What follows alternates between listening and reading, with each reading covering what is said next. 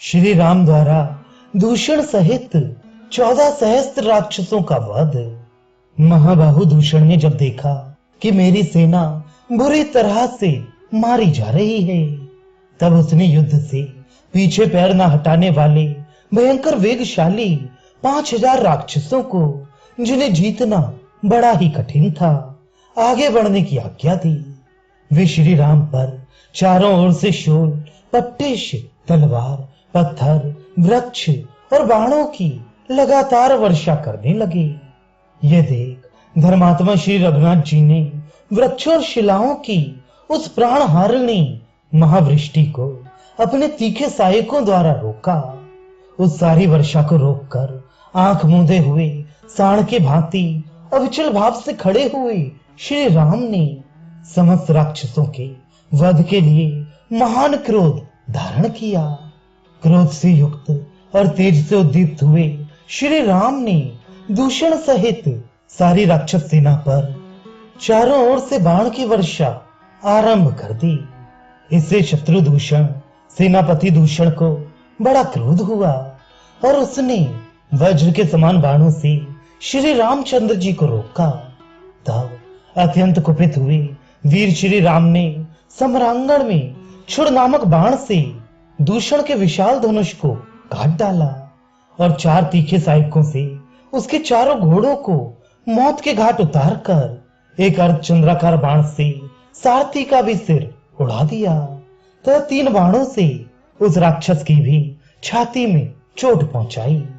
धनुष cut जाने और घोड़ों तथा सारथी के मारे जाने पर रथहीन हुए दूषण ने पर्वत शिखर के समान एक रोमांचकारी परिघ हाथ में लिया, जिसके ऊपर सोने के पत्र मढ़े गए थे। वह परिघ देवताओं की सेना को भी कुचल डालने वाला था। उस पर चारों ओर से लोहे की तीखी कीलें लगी हुई थीं। वह शत्रुओं की चर्बी से लिपटा हुआ था। उसका स्पर्श हीरे तथा वज्र के समान कठोर एवं असह्य था। वह शत्रुओं के नगर द्वार को विदीर्ण कर डालने में समर्थ था। रणभूमि में बहुत बड़े सर्प के समान भयंकर उस परिघ को हाथ में लेकर वे क्रूर कर्मा निशाचर दूषण श्री राम पर टूट पड़ा।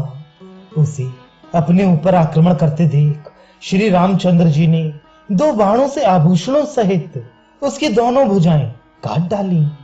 युद्ध के मुहाने पर जिसकी दोनों भुजाएं कट गई थीं, उस दूषण के हाथ से खिसककर वह विशालकाय परिघ इंद्रध्वज के समान सामने गिर पड़ा। जैसे दोनों दांतों के उखाड़ लिए जाने पर महान मनस्वी गजराज उनके साथ ही धराशायी हो जाता है, उसी प्रकार कटकर गिरी हुई अपनी भुजाओं के साथ ही दूषण भी पृथ्वी पर गिर पड़ा। रणभूमि में मारे गए दूषण को धराशायी हुआ देख समस्त प्राणियों ने साधु साधु कहकर भगवान श्री राम की प्रशंसा की। इसी समय सेना के आगे चलने वाले महाकपाल, स्थूलाक्ष और महाबली प्रमाथी, यह 3 राक्षस कुपित हो मौत के फंदे में फंसकर संगठित रूप से श्री रामचंद्र जी के ऊपर टूट पड़े।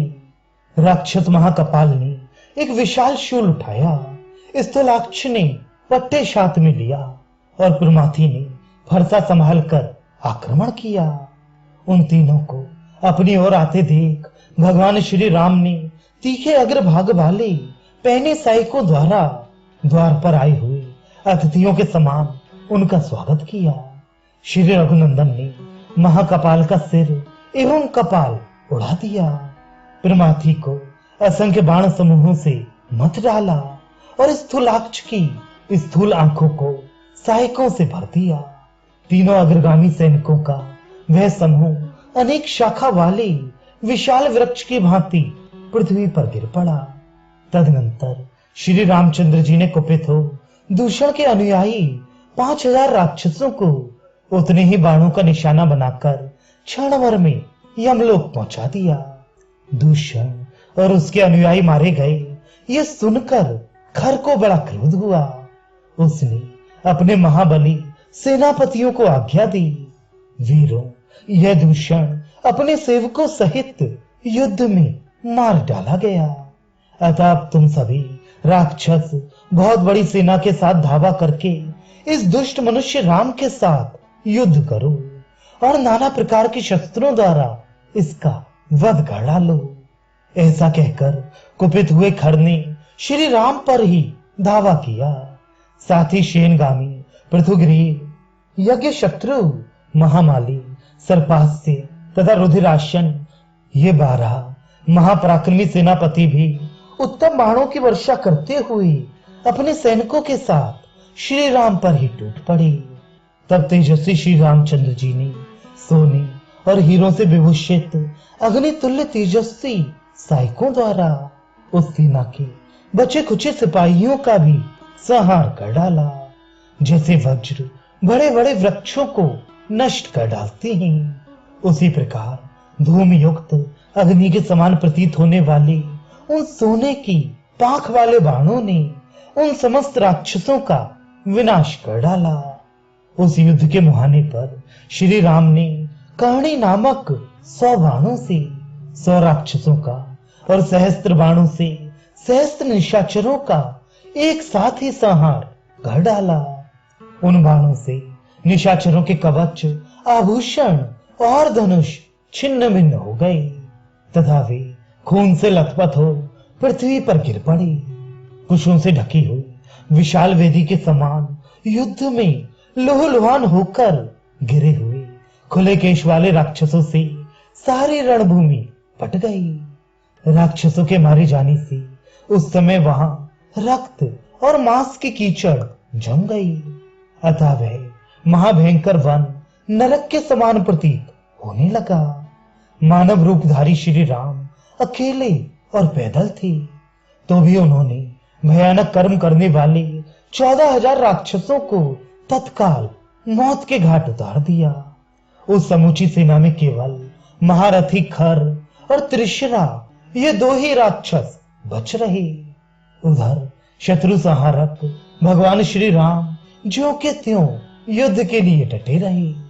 उपर्युक्त 2 राक्षसों को छोड़कर शेष सभी निशाचर जो महान पराक्रमी, भयंकर और दुर्धर्ष थे, युद्ध के मुहाने पर लक्ष्मण के बड़े भाई श्री राम के हाथों मारी गई।